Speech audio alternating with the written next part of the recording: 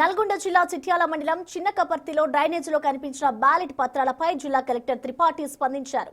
ఇక్కడ ఎలాంటి రిగ్గింగ్ జరగలేదని, రీపోలింగ్ కు అవకాశం లేదని స్పష్టం చేశారు కలెక్టర్ త్రిపాఠి. పోలైన ఓట్లకు కౌంటింగ్ కు సరిపోయాయని తెలిపారు. కౌంటింగ్ తర్వాత ఆర్ఓ వెళ్లిపోవడం, కింది స్థాయి అధికారులు పత్రాలను వదిలేయడం వల్లే అవి బయటకొచ్చాయి. బాధ్యులైన ఆర్ఓపై క్రిమినల్ కేసు నమోదు చేసి సస్పెండ్ చేశామని తెలిపారు కలెక్టర్. తప్పుడు ప్రచారాలను నమ్మవద్దని సూచించారు కలెక్టర్ త్రిపాఠి.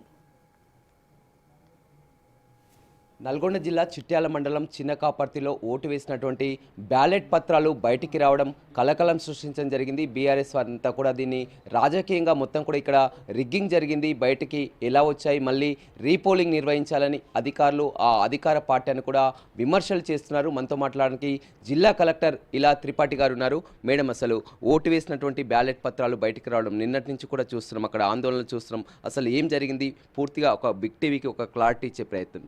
సో నిన్న రాత్రి 6-7 మధ్య మాకు ఈ సమాచారం వచ్చింది. సమాచారం మా దృష్టికి రాగానే మేము అక్కడ ఆర్డీఓ గారు, మా స్థానిక ఆర్డీఓ అశోక్ రెడ్డిని అక్కడికి పంపడం జరిగింది.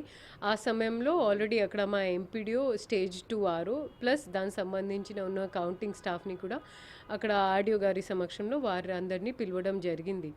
ఈ చిన్నకాపర్తి విషయంలో యాక్చువల్ పోలింగ్ జరిగింది జెడ్పిహెచ్ఎస్ స్కూల్ ప్రెమైసెస్ క్లాస్ 8లో. ఏదైతే మనకి నిన్న పోల్డ్ బ్యాలెట్స్ దొరికినాయో అవి అన్నీ క్లాస్ 10లో. సో యాక్చువల్గా ఏమైందంటే ఆ మొత్తం ఎలక్షన్ ప్రక్రియ కానివ్వండి, పోలింగ్ ప్రక్రియ కానివ్వండి, అబ్జర్వర్ గారికి తెలియచేసిన తర్వాత గెలిచిన అభ్యర్థిని డిక్లేర్ చేసిన తర్వాత అక్కడ ఉన్న కౌంటింగ్ ఏజెంట్స్ వారి సంతకాలు అవి అన్నీ తీసుకొని తర్వాత మొత్తం ప్రక్రియ అయిపోయిన తర్వాత బ్యాలెట్ పేపర్ అకౌంట్ని మ్యాచ్ చేసుకొని తర్వాత, ఇది మీరు గమనించాలి, బ్యాలెట్ పేపర్ని కూడా మ్యాచ్ చేసిన తర్వాత ఎల్హెచ్ఎస్ ఆర్హెచ్ఎస్ మ్యాచ్ చేసుకొని తర్వాత ఇది మన కౌంటింగ్ టేబుల్ అనుకోండి. అంతా చేసిన తర్వాత గెలిచిన అభ్యర్థి సంతకాలు తీసుకొని, ఓడిపోయిన వారి రిప్రజెంటేటివ్ వారి సంతకాలు తీసుకొని అంతా అయిపోయిన తర్వాత మా ఆరో కొంచెం ఆయన చేసిన నిర్లక్ష్యం వల్ల ఆయన బయటికి వెళ్ళిపోయారు. యాజ్ పర్ స్టాట్యుటరీ ప్రాసెస్ ఆయన చేయాల్సింది ఏంటంటే, ఇప్పుడు మా బ్యాలెట్ అకౌంట్ మ్యాచ్ అయింది, వాస్తవంగా ఉన్న బ్యాలెట్స్ మ్యాచ్ అవుతున్నాయి, సీరియల్ నెంబర్స్ మ్యాచ్ అవుతున్నాయి, నేను వెంటనే దాన్ని ఒక బ్యాలెట్ ఏదైతే బాక్స్ ఉందో దాన్ని పెట్టుకొని గనీ బ్యాగ్తో అంతా కట్టి సీల్ చేయాల్సిందే. ఇది స్టాండర్డ్ ప్రాసెస్. అన్ని జాగాలు కూడా అయినాయి, సాఫీగా అయింది, ఇంకా జరుగుతుంది. ఆయన ఏం చేశారు, ఈ రూమ్ వదిలేసి బయటికి వెళ్ళిపోయారు. ఈ మధ్య అక్కడ ఉన్న పోల్డ్ బ్యాలెట్స్ని కొందరు మిస్క్రియంట్ కావాలని చేశారా, ఎలా చేశారు అనేది వాళ్ళు తీసుకొని అక్కడి నుంచి వెళ్ళారు. ఇందులో మళ్ళీ ఆర్డీఓ గారు వాళ్ళు వెళ్ళేటప్పుడు చాలా క్షుణ్ణంగా దీన్ని పరిశీలించేశారు. ఇప్పుడు ఏదైతే మనకి నంబర్ ఆఫ్ పోల్డ్ బ్యాలెట్స్ ఉన్నాయో 2256 total number of polled votes, same అదే మాకు అంటే సి అంటే total number of polled votes, okay, A అంటే నిన్న ఏదైతే మన బ్యాలెట్ బాక్స్లో ఉన్నాయో, ప్లస్ బి అంటే ఏదైతే మనకి ఇది ఆ రోజు మనకి డ్రైనేజా అంటే పోలింగ్ స్టేషన్ బయట ఏదైతే నిన్న దొరికినాయో, ఏ ప్లస్ బి ఇప్పుడు కూడా సి వస్తుంది.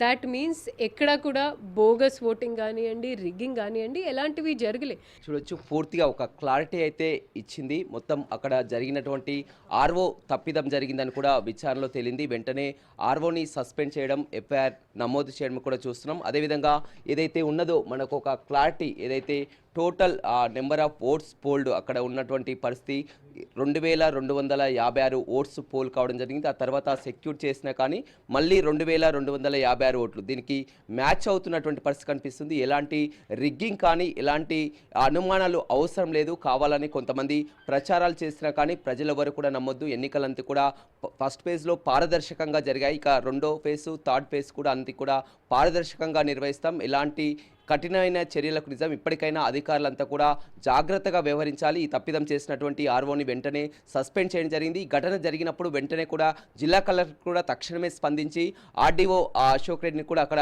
విచారణ అధికారిగా పంపించడం జరిగింది. వారందరి సమక్షంలో మళ్ళీ పంచనామా కూడా అన్ని సిద్ధం చేసినటువంటి పరిస్థితి కనిపిస్తుంది. ఎప్పటికప్పుడు కూడా ఫాలో అవుతున్నటువంటి పరిస్థితి కనిపిస్తుంది. ఎఫ్ఐఆర్ నమోదు కానీ అదేవిధంగా టోటల్ ఆఫ్ ఒక క్లారిటీ ఇచ్చే ప్రయత్నం అయితే చేసింది. ఇప్పటికైనా ప్రజలు ఎవరు కూడా అంతా కూడా వీటిని నమ్మొద్దని, అక్కడ జరిగినటువంటి తప్పిదాన్ని కూడా పూర్తిగా బిగ్ టీవీ ద్వారా జిల్లా కలెక్టర్ చెప్పడం జరిగింది. రవితో రమేష్, బిగ్ టీవీ.